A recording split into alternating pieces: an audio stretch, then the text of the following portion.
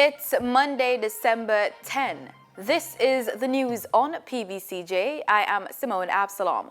Prime Minister Andrew Holness fielded questions today at a press conference at his official office in Kingston.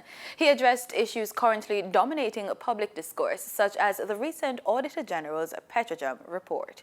We had a discussion at our central executive of the Jamaica Labour Party, and it was unanimously agreed that every effort should be made to have the Auditor General's report examined by the relevant bodies of Parliament, the relevant committees of Parliament.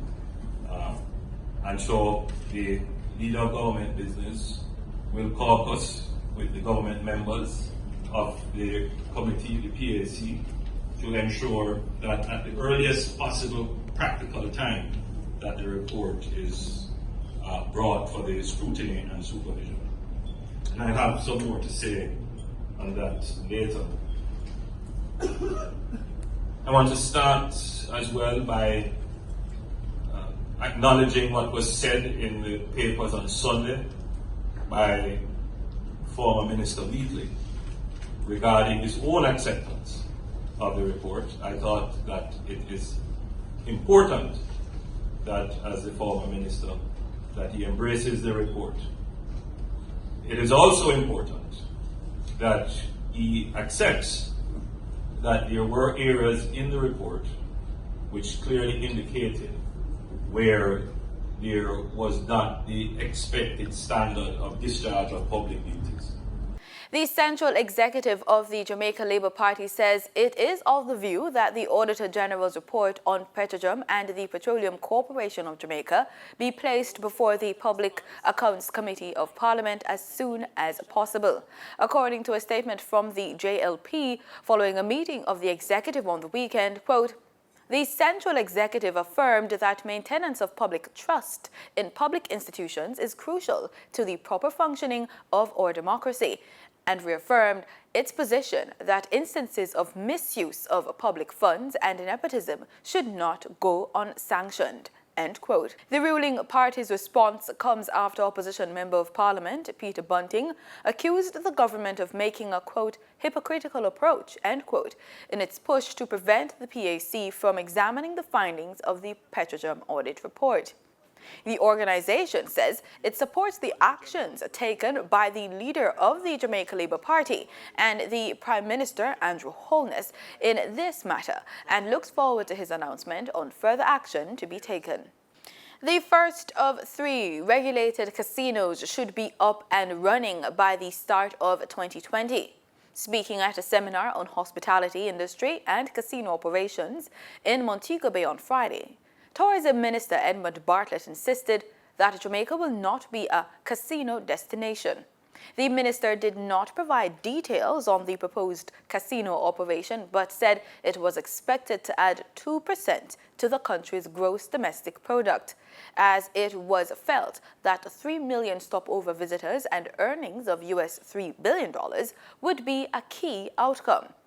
Construction of a minimum of 1,000 rooms and US $1 billion investment would be the minimum condition for acquiring a casino license. Bartlett said, quote, the casino must come with shopping, entertainment, with music, and with maritime experiences, and a whole range of other experiences, end quote. The Ministry of Transport says it will be seeking legal advice on the possibility of sharing with the public the regulations which will accompany the amended Road Traffic Act. The Road Traffic Bill was passed in the Senate Friday after vigorous debate. When brought into force, will widen the range of offenses and significantly increase the fines for breaches. It will have far-reaching implications for certain rights and freedoms, and this has been one of the more controversial features which sparked debate in Parliament. Prime Minister Andrew Holness has visited residents of the Bell Rock community in Olympic Gardens area who were left homeless by a recent fire. On November 28, more than 20 residents were left homeless after a residence was bottle-bombed and a man shot and killed. Mr. Holness promised support for the bewildered residents. Work and overall like 18 people. No, not the family, that means the person who lives in the house. I don't About I 9 don't to really 11. check with the families. About 9 families. Yeah, about 9 different families. Well, Because what I will do is definitely we'll rebuild. Yes. We will probably have to go upstairs Okay. and we will look for better bathroom facilities because from day one I wasn't comfortable with these. No, when because we as did you them. can look down there, you can see where I built my little bathroom and Gone. Yeah. all my ears are working. A visa, The visa burn up in it. money, everything, everything. Only all light in my phone. Everything. Not to high glass. This time for use with high American.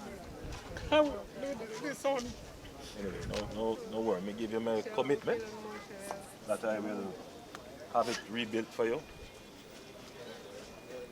and give you a better house than you had.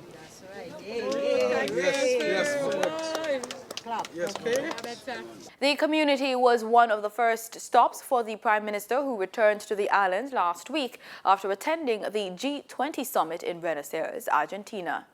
In regional news, the Pan American Health Organization, PAHO, says a new report by the World Health Organization indicates road traffic deaths in the Caribbean and other places continue to rise, with an annual 1.35 million fatalities.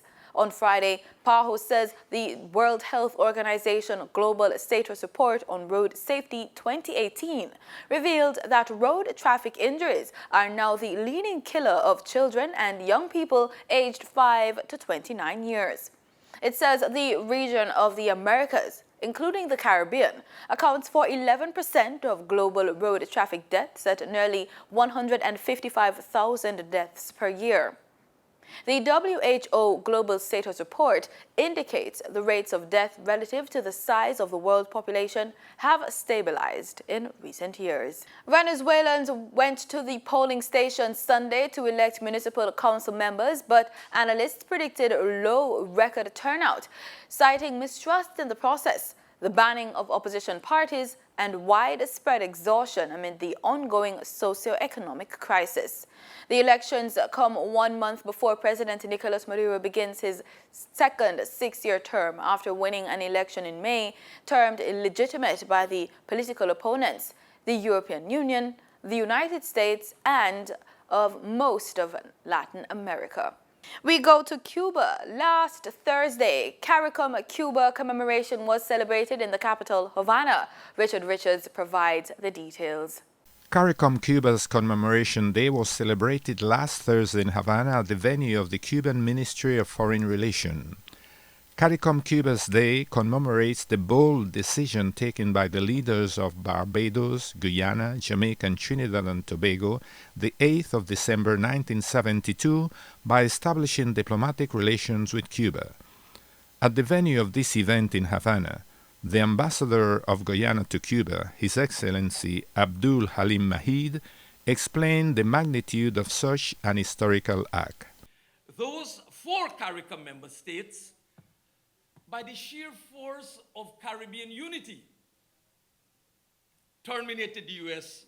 diplomatic and trade blockade and ended the then OAS isolation against Cuba. Sir Sridhar Ramphal, Guyana's foreign minister at that time, and the political helmsman who guided this extraordinary course of action, and in the heyday of the Cold War, observed that, and I quote, the effect of this sovereign collective act of principle was immediate. The hemispheric embargo on Cuba was not just dented, it collapsed. Diplomatic representatives of all the 14 members of the Caribbean community were present, including other members of the diplomatic corps authorized in Cuba. The gathering was headed by the members of the Communist Bureau, Esteban Lasso Hernandez, President of the Parliament of Cuba, and Bruno Rodriguez Parrilla, Cuba's Minister of Foreign Relations, and other members of the government. The closing address was rendered by Rogelio Sierra Diaz, Vice Minister of Foreign Relations, who assured that Cuba will continue its historical collaboration and solidarity with the Caribbean island, no matter political, technological, or natural adverse circumstances. Direct from Cuba, Richards, Canal Caribe.